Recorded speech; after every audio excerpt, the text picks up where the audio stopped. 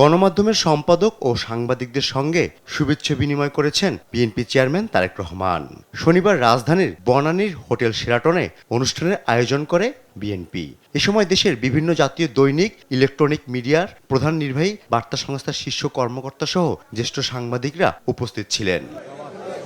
অনুষ্ঠানস্থলে এসে তারেক রহমান উপস্থিত সাংবাদিকদের কাছে গিয়ে শুভেচ্ছা ও কুশল বিনিময় করেন। এ সময় তার সঙ্গে ছিলেন বিএনপি মহাসচিব মির্জা ফখরুল ইসলাম আলমগীর। এরপর কোরআন তিলাওয়াতের মধ্য দিয়ে শুরু হয় অনুষ্ঠান।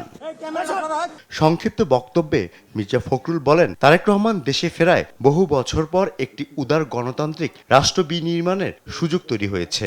আমি অনুরোধ করব আপনারা মন খুলে কথা বলবেন। এ সময় গণমাধ্যম কিভাবে নিজেদের স্বাধীনতা হারায় তা নিয়ে সমালোচনা করেছেন শীর্ষ কর্মকর্তারা। জানান, আওয়ামী লীগ আমলের থেকে বিএনপি আমলের সাংবাদিকতা অনেক সহনীয় ছিল। যে তারা গণতান্ত্রিক রূপান্তর চান, তাহলে একই সঙ্গে তার দায় দাঁড়ায় তার সেই গণতান্ত্রিক রূপান্তরে সহযোগিতা করবার জন্যই গণতান্ত্রিক সাংবাদিকতার পরিবেশ নিশ্চিত করা।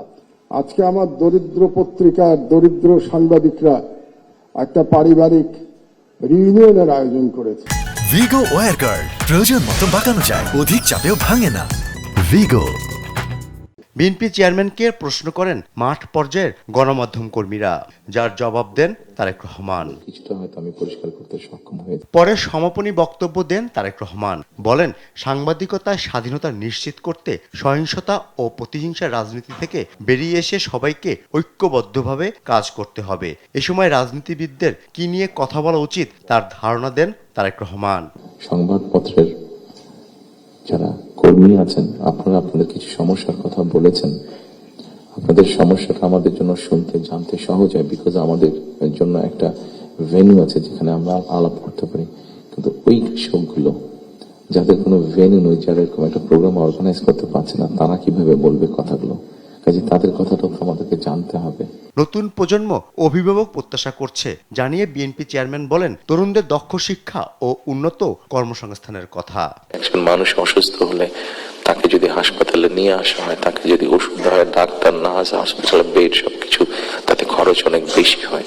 কিন্তু যদি প্রিভেনশন করা হয়, মানুষকে যদি সচেতন করা হয় যে এই খাবারগুলো খেও না, তাহলে তুমি কিডনি প্রবলেম হবে না, এই খাবারগুলো খেও না তাহলে তোমার হার্ট প্রবলেম হবে না, এই খাবারগুলো খেও না তাহলে তোমার ডায়াবেটিক হবে না।